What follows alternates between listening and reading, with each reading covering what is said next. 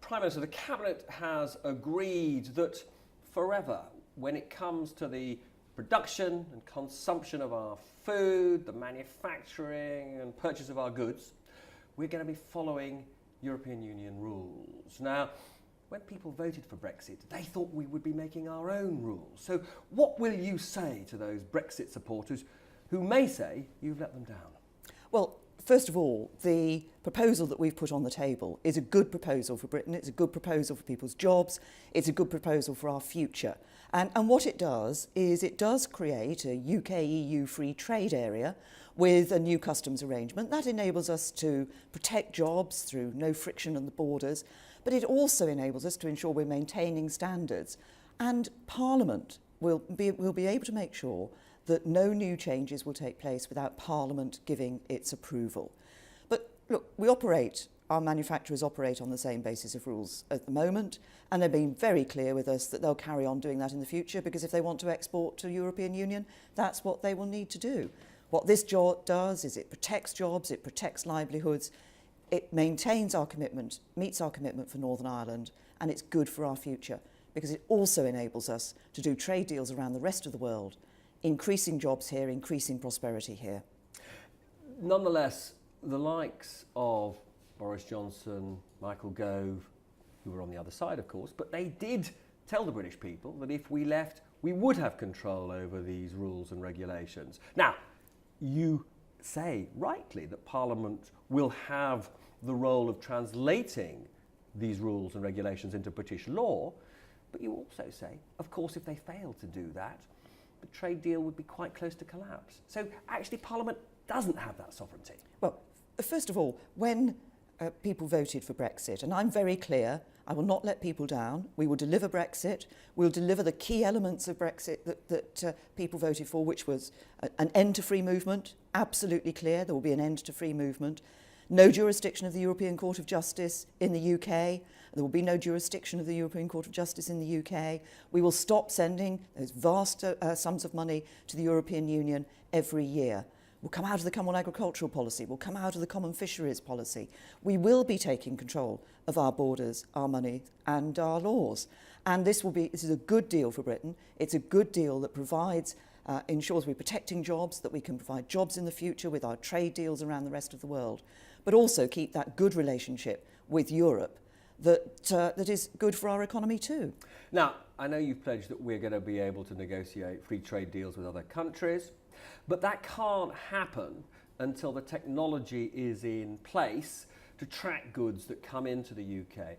How long do you think it'll be before we can have that freedom to do free trade deals? No, we will have freedom. There's a legal issue as long as we're still a member of the European Union. We can't sign up to free trade deals with other countries, but we will be able to put those free trade deals into place when we, at the end of the implementation period, so December 2020 that is, we will be able to put those trade deals into place. Now, some elements of those trade deals may come in as on a staggered basis, but we will be able to do trade deals around the rest of the world, and that's important for us. That's important for us as we look to Britain's future, because what I want to see and what we want to deliver and what we will deliver as a government coming out of Brexit is a bright future for this country. That's what people voted for. They wanted to take control of borders, money and laws, which we will do, but they also want to see a bright future for Britain, and that's what we're working on and that's what we'll deliver. And you don't think that your colleagues will be worried to see us collecting taxes, customs, tariffs for the EU forever? We've developed a new customs model that ensures that we can meet our commitment that there's no hard border between Northern Ireland and Ireland, and that we get frictionless trade between the UK and the EU. And that's important. Businesses have been clear to us that is important. I believe that this package is a good package for Britain because it delivers for people on Brexit, but it also ensures that we're maintaining, protecting jobs and livelihoods, and that we're opening up opportunities for the UK for the future. The rest of the EU may say that we've got to pay some money to them to secure this access to their single market for goods and food. What will you say to them if they ask for budget contributions? What we've said we will do is if we continue to be members of certain programmes or members of, or have access to or have members of certain European agencies which would be beneficial to the British public, like the European Medicines Agency, then we'll pay our way.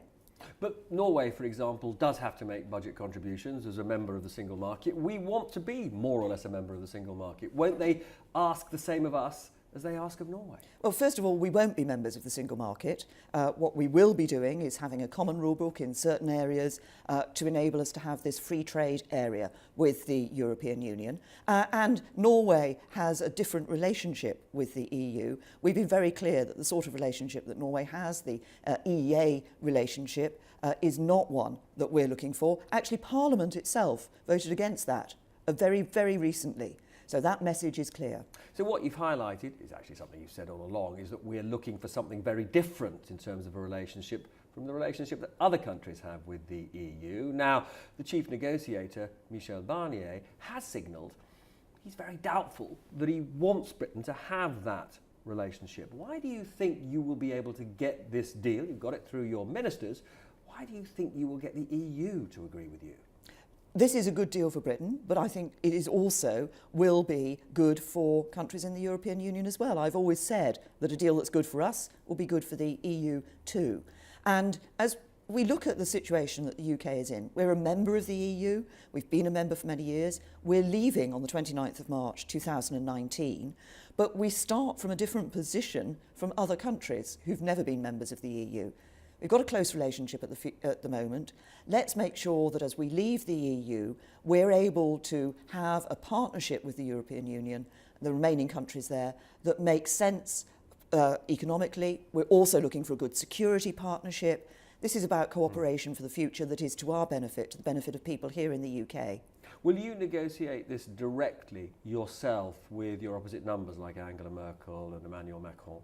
Well, what happens in negotiations is it takes place at different levels. Sure. Obviously, there'll be some discussions I'll be having with leaders. There'll be the discussions that David Davis will be having with Michel Barnier.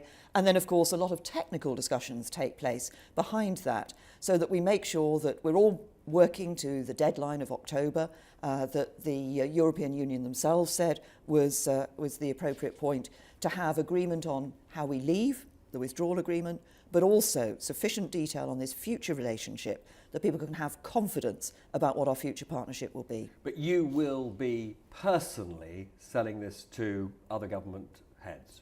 I will be doing that, but actually ministers across government will be out there across the European Union, across the EU27, across Europe this summer in over the coming weeks, actually speaking to their opposite numbers, speaking to others, explaining this proposal, explaining why it has a benefit to them as well as for us. Now, you've talked about the role of your fellow ministers. Up to now, there's been a lot of dissent when it comes to Brexit expressed by those ministers. Do you now expect all of them to be promoting the policy they've signed up to? Well, when the referendum was announced, David Cameron suspended what's called collective responsibility, so that recognising that people would want to campaign on both sides of, some on different sides of the argument. Now, what was very clear at the cabinet meeting was a feeling that we'd come together, that with that collective responsibility in unity, and we go out, and this is a good deal for Britain, that we go out and if you like, you've used the term sell this deal to Europe, but explain this deal to our European colleagues. And what I want to see is a new pace in the negotiations, the intensity of the negotiations increasing. So, that Europe, we've put this on the table, we look to Europe to respond. With collective cabinet responsibility back when it comes to European issues, if a minister criticises the policy or says something that's not consistent with the policy, what will happen to them? Well, the mood that I had at the meeting last night, the mood that I had yesterday from the Cabinet was very clear that we've taken this decision, we now want to move forward together, and move forward together in the interests of the UK, because we are going into a negotiation. We will be sitting down with the EU negotiators, I'll be sitting down with leaders from the 27 countries that are staying in the EU. We will be explaining why this is a good approach to them. It's a good approach for us. I think will be a good approach for Europe as a whole.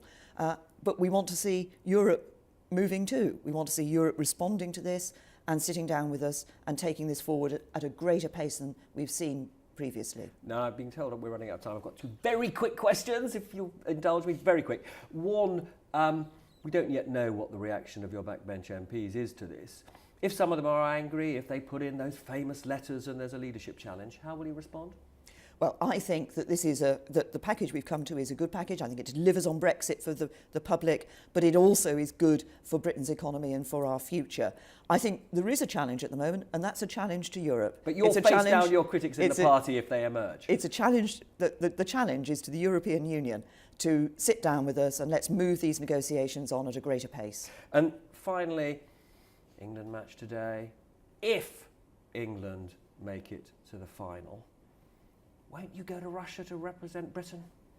Well, I've always said that we take this at every game at a time, as I think Gareth Southgate has said for his team. There was a reason why ministers haven't been going to Russia. It was because of the attack that took place on the streets of a British city, an attack using a chemical weapon, a nerve agent. But if England are there, it's going to be very hard, isn't it, to stay away? We have been very clear as to why we took that decision in relation to ministers. Prime Minister, very good to see you. Thank you. Thank you.